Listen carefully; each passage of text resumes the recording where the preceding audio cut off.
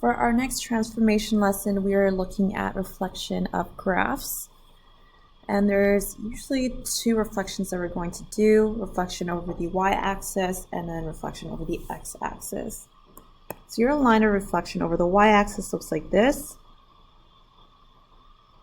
which is kind of your mirror line.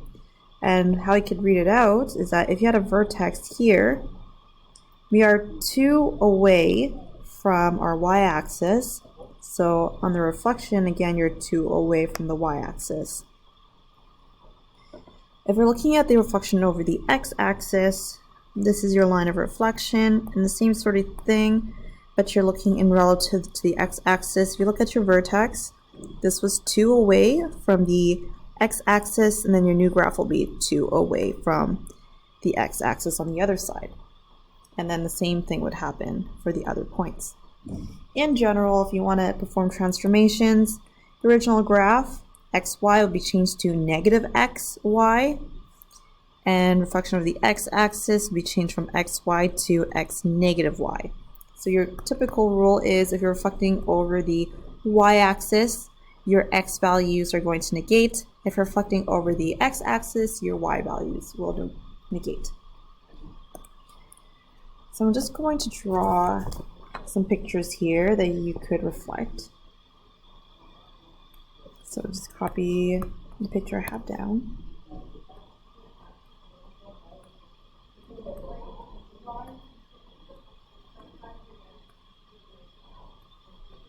I'm going to call this f of x. So there are 2 ways you can do this. You could do it by just switching your value, your y values, so that they are negative or the other sign.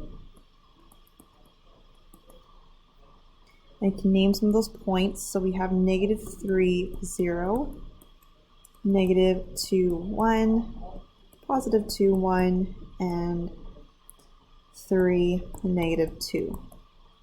And then we're just going to negate all of the y values. And then once we do that, we can just graph it.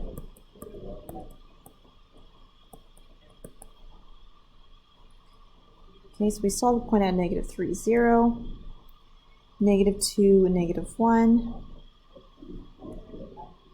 2, -1, and then 3, 2. Connect those points in order. This is going to be your reflection of the x-axis, which is negative f of x.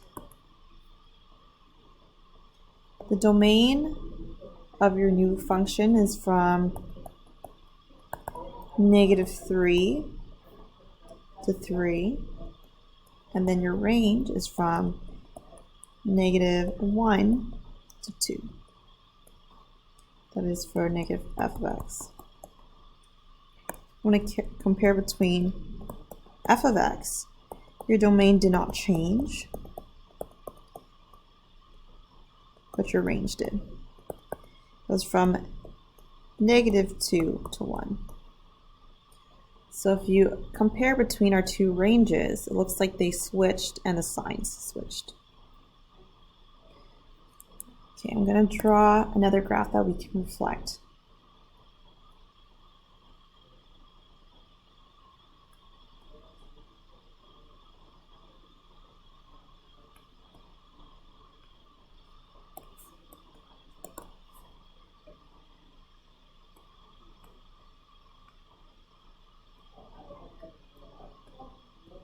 Okay, so this will be our f of x.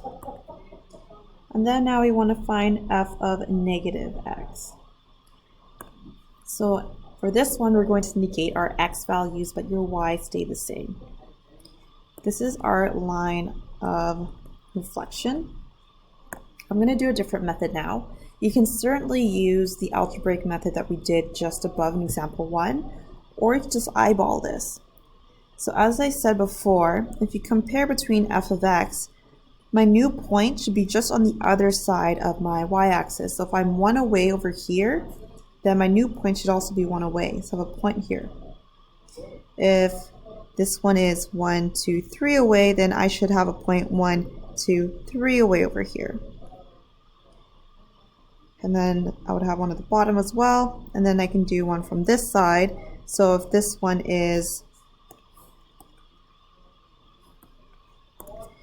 2 away from my y-axis, then my new point should also be 2 away, so a point here. Then I can connect all my points.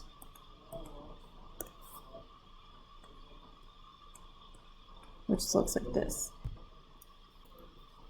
And this would be my f of negative x.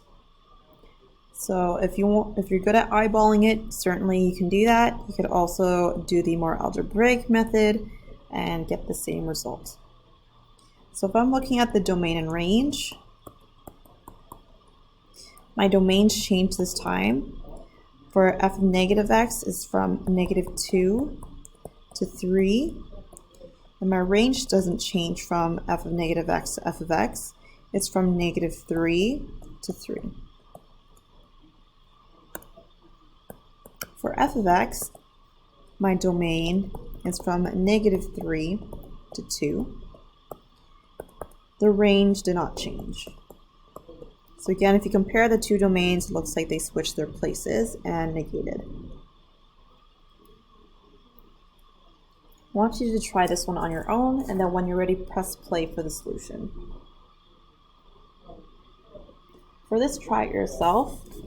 I would probably use the algebraic method here because it can get quite confusing just to eyeball this. You certainly can if you're good at it, but for me, I'm just going to do this algebraically. So I have a point here and here. Point here. I can pick some other points that would certainly help me. I think that should be enough. So my line is going to be the y-axis, which means that I'm going to negate my x values.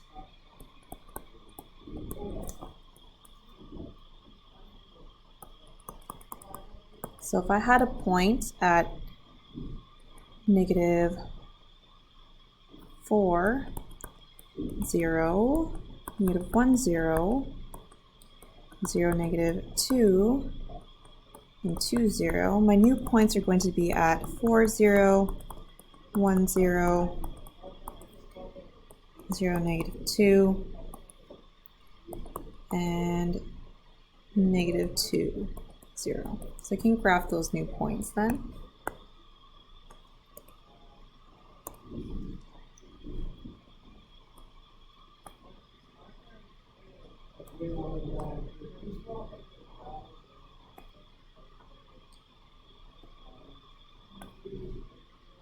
And then I would follow the same sort of shape. So I would start from here.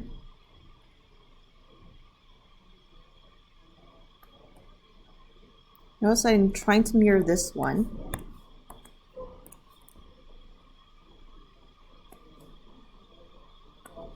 And then the other side goes directly up after this point of 2, 0. So that then at -2, 0, I'm just going to go straight up as well. Something like this.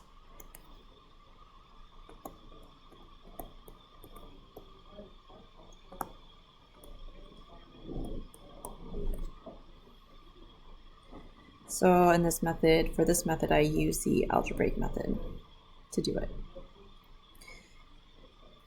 Again, if you want to do the comparison, these two are supposed to be the same. These two are supposed to be the same, just reflected on the y-axis. Moving on to example 3. The graph y equals root of x minus 3 was reflected in the y-axis. What is the equation of the image graph? So if we're reflecting on the y-axis, in other words, I'm going to take f of x and negate all my x values. So my new one then, the equation of the image graph, is going to be f of negative x. I'm going to replace, we call this f of x, and replace f of x with this.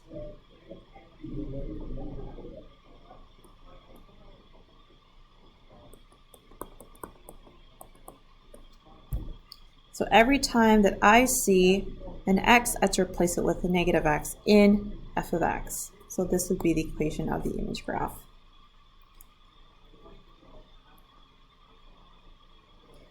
Now, once you try this for y equals 1 over negative 2x squared minus 0.5 around the x-axis, if we're revolving around reflecting around the x-axis, this is going to be negative f of x, which means you're going to negate your y values.